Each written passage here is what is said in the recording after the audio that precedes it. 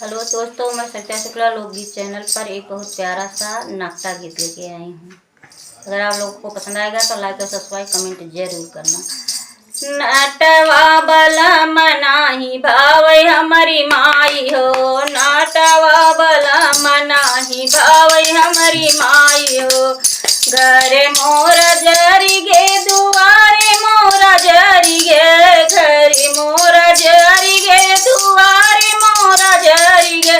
नाटवा खड़ा होई त पाई हमारी माई हो, नाटवा खड़ा होई त पाई हमारी माई हो।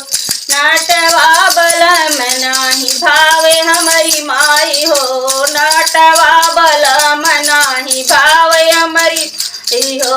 नाही भावे हमारी माई हो, नाही भावे हमारी माई हो। नाटवा बलम नाही भा हमारी माई हो। घरे मोरा बाही गे दुआरे मोरा बाही गे, घरे मोरा बाही गे दुआरे मोरा बाही गे।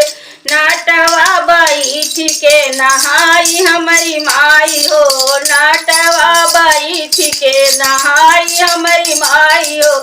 नाटवा बलम नाही भावे हमारी माई हो, नाटवा बलम नाही भा हमारी माई हो। घर मोरा उड़ी गे दुआरे मोरा उड़ी गे, घर मोरा उड़ी गे दुआरे मोरा उड़ी गे।